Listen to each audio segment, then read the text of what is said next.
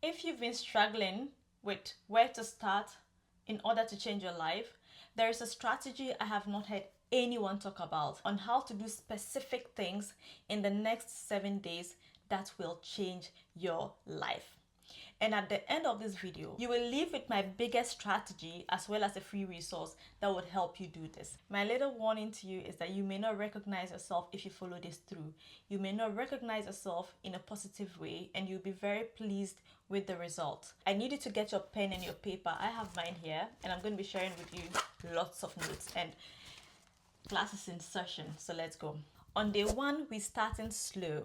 We're starting with mindset shifts, and this entails affirmations and redefining who you want to be.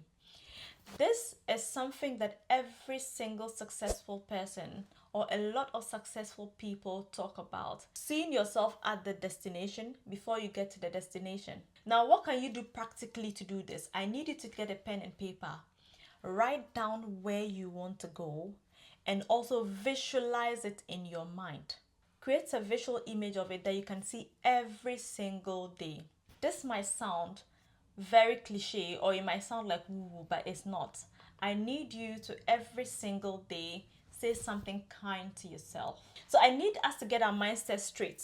Think about these things, work on them, and decide that you're going to add them to your routine. Every morning and evening, or morning or evening, you're going to say these things to yourself, and you're going to save the dream that you want on your phone as a screensaver or a wallpaper. You're going to create a vision board. Whichever one works for you. You can go on Pinterest, you find images, and then you do that. So that's for day one, right? Mindset.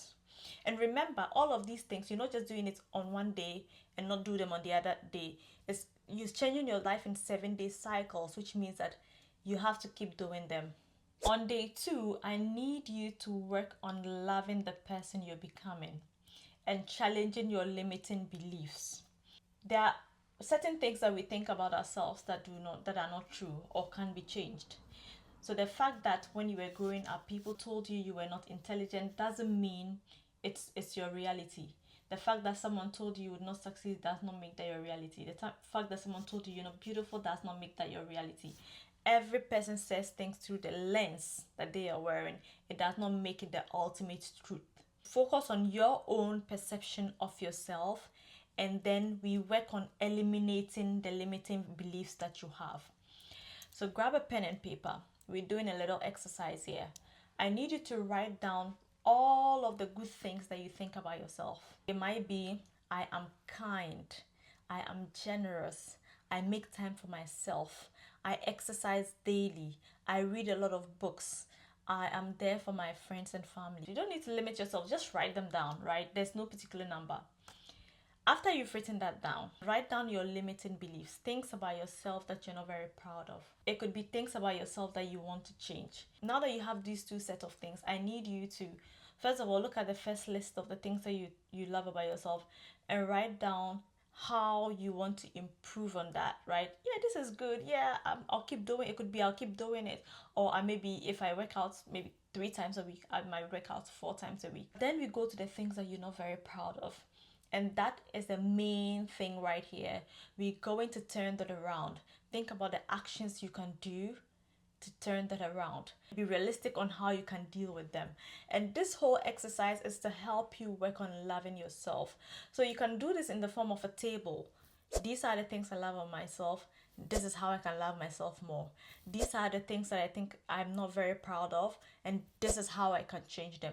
If you're someone who works out already and are very active, then this is not a place that you're going to struggle with.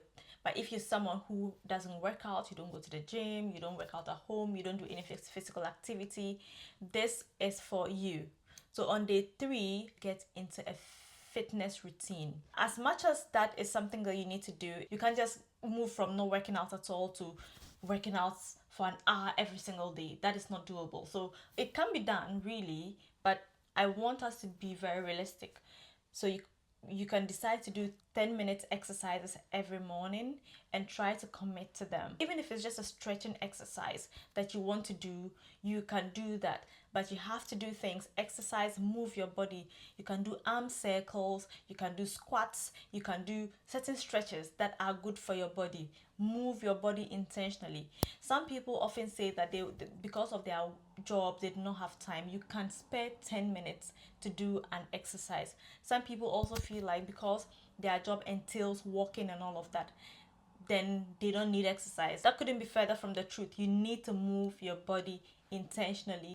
One of the things that used to do when I first started exercising was that I would exercise for about 5-6 minutes, and then the last 2 minutes it would be fun. So maybe if I did regular exercises for around, like, let's say 8 minutes, the last 2 minutes would be a dance exercise. So I listen to my favorite song, like an upbeat song, and dance. And that was more like a reward to myself, although it was part of the exercise. So this is something you can do.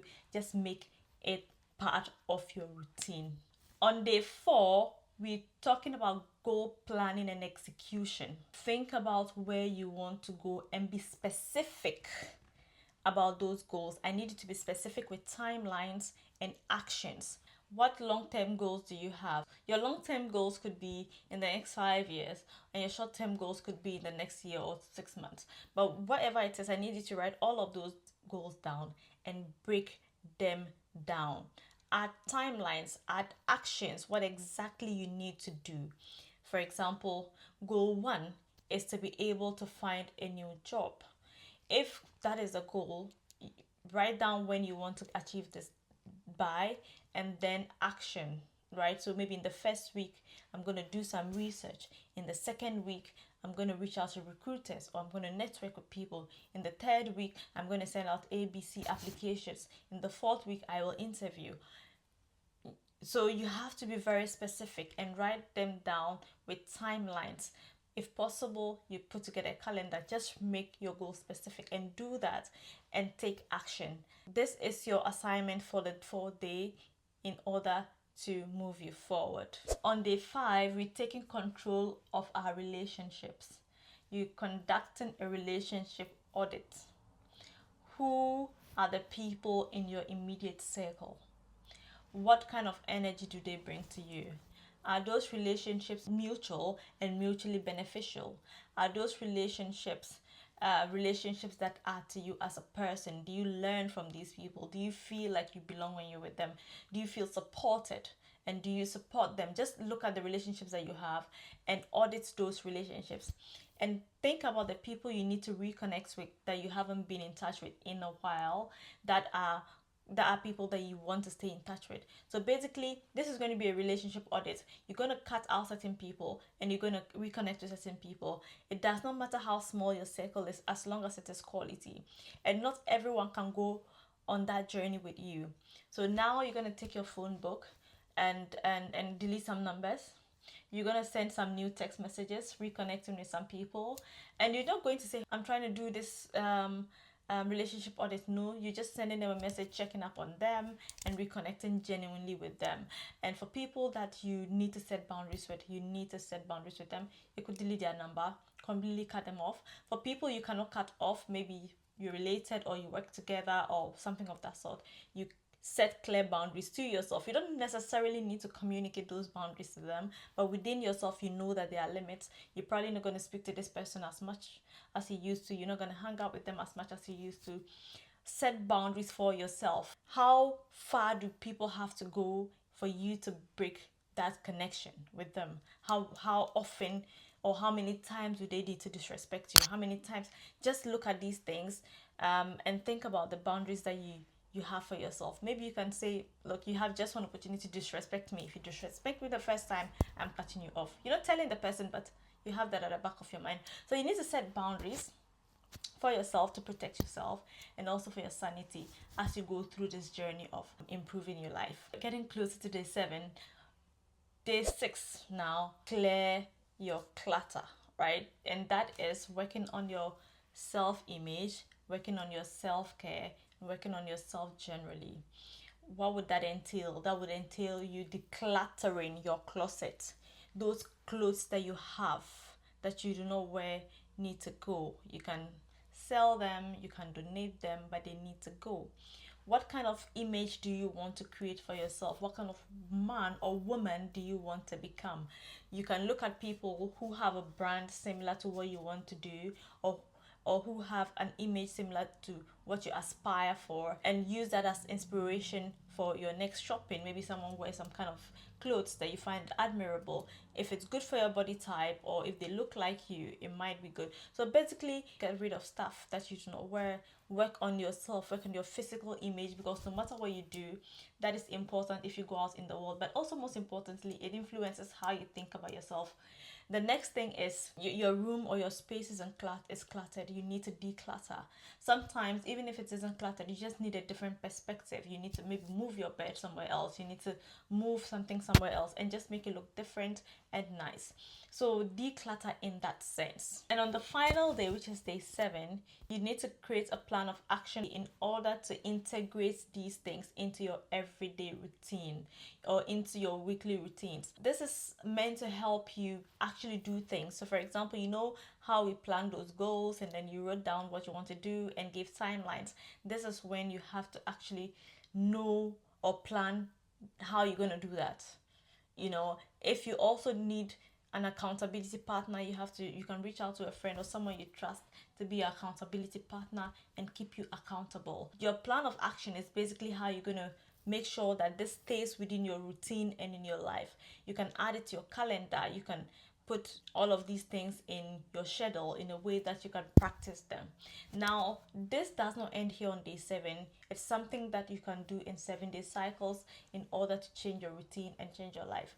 I really do hope that this helps you. You can find a free checklist in the description of this video that would remind you. If you don't want to always come back to this video, you can. If you want to, it's always here for you. But if you don't want to miss anything, you can check out the self-improvement checklist that I have in the description of this video, which summarizes these things.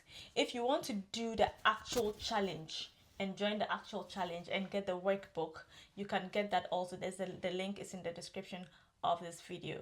I do hope that this has helped you. If this has helped you and you want to do it, leave the word challenge in the comments section. My next video is about how you can lock in. So if you're thinking about locking in and staying and doing the work that you need to do, just get your eye on the ball and do the work. Make sure you check my channel for that video. I'll put it in the description, or you can find it somewhere around this video. I hope that this has helped you. Lots of love.